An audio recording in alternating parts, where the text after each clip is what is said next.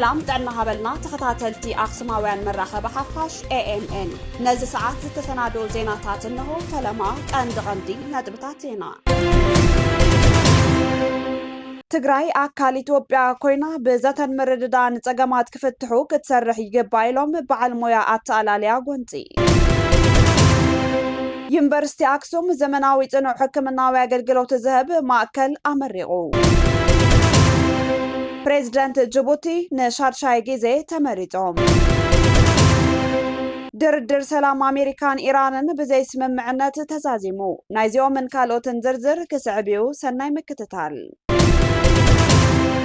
ህዝብ ዞባ ምዕራብ ትግራይ እናተሓገዘ ክነብር ዘይኮነስ ሰሪሑ ክበልዕን ናብ መረበቱን መመላስን ኩላትና ክንረባረብ ይገባይሎም ዋና ኣመሓዳሪ ዞባ ምዕራብ ትግራይ ኣይተ ጊደይ ኣዘነው ነዚ ዝበሉ መጋቢ ኣላፍ ክቡር ዶክተር ዘርኡ ገብረ ሊባኖስ ኣብ መዕቆብ ተመዛበልቲ ሰብዓ ካሬን ዝርከቡ ተመዛበልቲ ዞባ ምዕራብ ትግራይ ኣብ ዝገበርዎ እንግዶት ምሳሕ ተረኺቦም እዩ ህዝቢ ዞባ ምዕራብ ትግራይ ንባዕሉ ተኸዲኑ ንኻልእ ዝኸድን ንባዕሉ ፀጊቡ ንኻልእ ዘፅግብ ህዝቢ እዩ ነይሩ እንተኾነ ግና ኣብ ልዕሊኡ ብዝተፈጸመ ምጽናት ዘርኢ ኩናት ምኽንያት ሃፍቱን መረበቱን ተመንዚዑ ተቐባልን ተሓጋዝን ክኾን ክኢሉ ኢሎም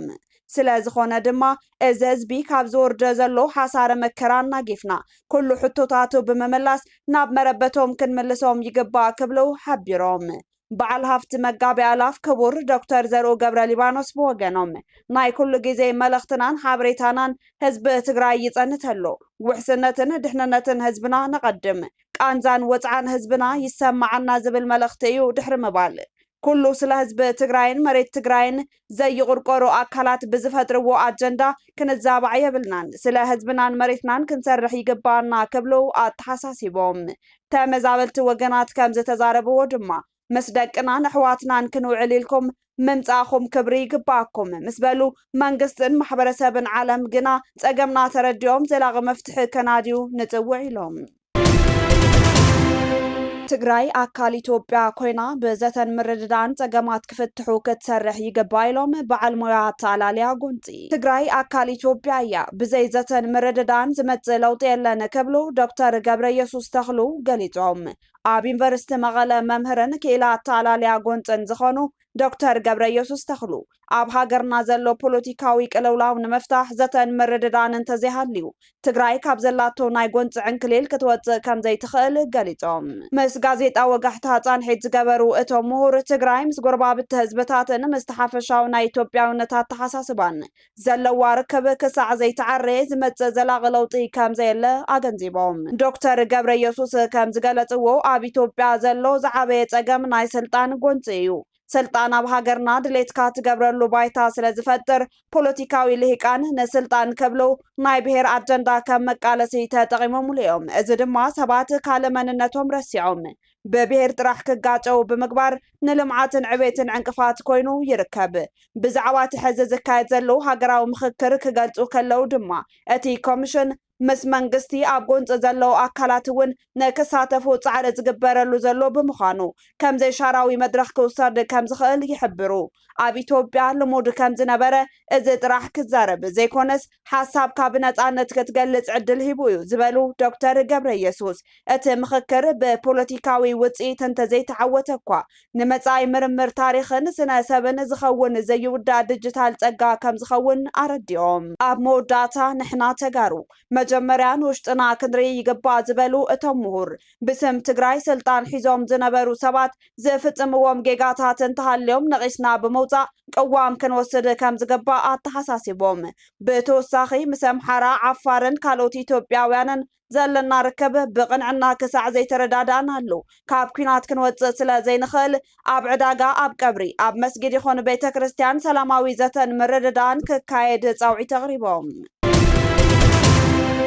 ኣብ መባታዊ ሆስፒታል ከተማ ደውሃን ሓደጋ ባራሓዊ ኣጋጢሙ ኣብ ወረዳ ኢሮብ ዝርከብ መባታዊ ሆስፒታል ከተማ ደውሃን ሓደጋ ባራሓዊ ከም ዘጋጠሙ ሓላፊ ቤት ጽሕፈት ጥዕና ወረዳ ኢሮብ ኣይተ ምዑዝ ወለ ገብርኤል ንቴሌቪዥን ትግራይ ገሊጾም እቲ ሓደጋ ድማ ትማል 4 ሚያዝያ 2018 ዓ.ም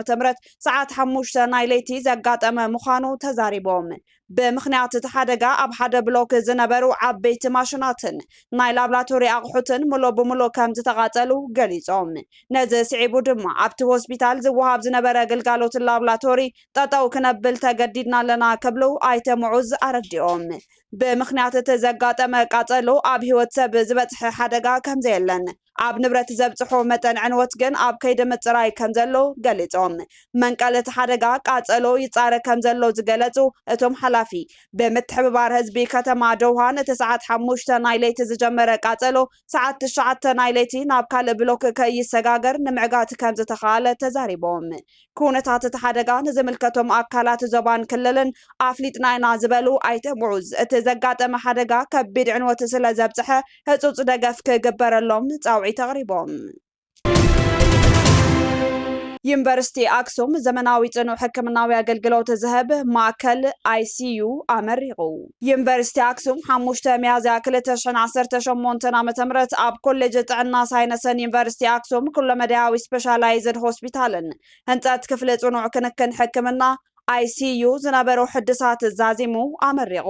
ኣብቲ ስነ ስርዓት ምረቓ ፕሬዚደንት እቲ ዩኒቨርሲቲ ፕሮፌሰር ገብረየሱስ ብርሃነ ሓላፊ ኮሌጅ ጥዕና ሳይንስ ዶክተር ገብረ ህይወት ተክለ ሃይማኖት ከምውን ላዕሎት ዝምልከቶም ኣካላትን ተረኺቦም እቲ ዝተሓደሰ ክፍሊ ጽኑዕ ክንክን ሕክምና ዘመናዊ ኮይኑ ንህፃናትን ዓበይትን ዝኸውን ኣብ ክልተ ክፍልታት ዝተኸፋፈለ እዩ ነፍሲ ወከፍ ዓራት ቀጥታዊ መስመር ኦክሲጅን ኣለዎ ድማ ተባሂሉ ከመገላለጻ ዶክተር ገብረ ህይወት ተክለ ሃይማኖት እቲ ትካል ዘድሊ ናውቲ ሕክምና ዘተማመን ቀረብ ኤሌክትሪክን ማይን ዝሓዘ ኮይኑ ካብ 5 ሚያዝያ ጀሚሩ ግልጋሎት መሃብ ጀሚሩ ኣሎ ኢሎም ሰብ ሞያ እቲ ሆስፒታል ከምውን መራሕቲ እቲ ኮሌጅ በቲ ስራሕቲ ዘለዎም ዕግበት ክገልጹን ከለው ተወሳኺ ፍታሕ ዘድልዮም ጉዳያት እውን ኣልዒሎም እዮም ካብዚኦም ኣብ መደቀሲ ደቂ ኣንስትዮ ተምሃሮ ማይ ዘይምህላው ኣብ ኣሃዱ ምፍራይ ኦክሲጅን ክኢላታት ዘይምህላው ከምውን ጸጋም ውሽጣዊ መስመር ጽርግያታት ይርከብዎም ፕሬዚደንት እቲ ዩኒቨርሲቲ ፕሮፌሰር ገብረየሱስ ብርሃነ ኣብ መዛዘሚ መደረ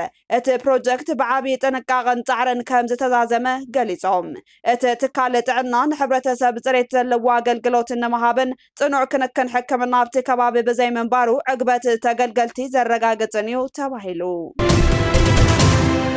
ፕሬዚደንት ጅቡቲ ንሻድሻይ ጊዜ ተመሪጾም ካብ 1999 ጀሚሩ ኣብ ስልጣን ዝርከቡ ፕሬዚደንት ጅቡቲ እስማኤል ኦመር ጉሌ ብዝተኻየደ መረፃ 97.81 ሚእታዊ ድምፂ ብምርካብ ንሻድሻይ ጊዜ ተመሪጾም እቶም ፕሬዚደንት ኣብቲ መረፃ ኣባላት ነበር ገዛይ ፓርቲ ምዝነበሩ መሐመድ ፋራህ ሳማታር ተወዳዲሮም እዮም ስዒሮም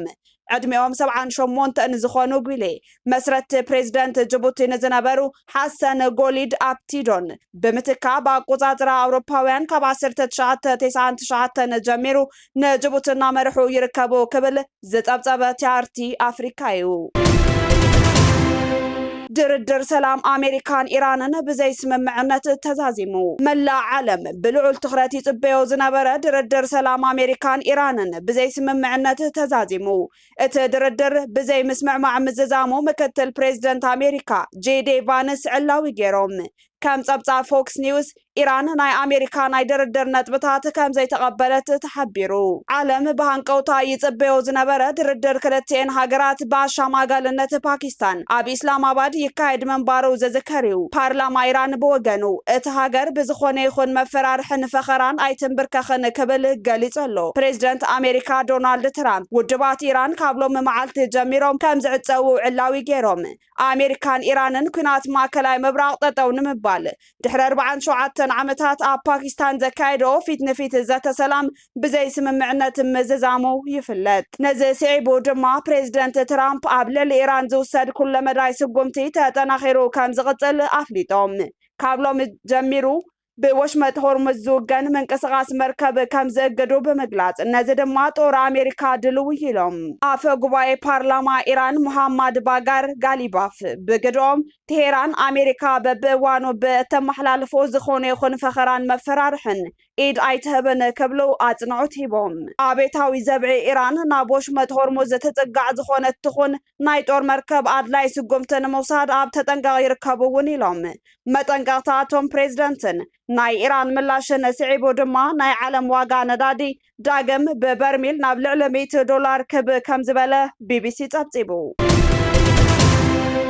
ካብ ኣኽሱማውያን መራኸቢ ሓፋሽ ናይዚ ሰዓት ዜናታት ክትከታተሉ ጸኒሕኩም ንምክትታልኩም ነመስግን ምስ ዝተረፉ መደባትና ሰናይ ጊዜ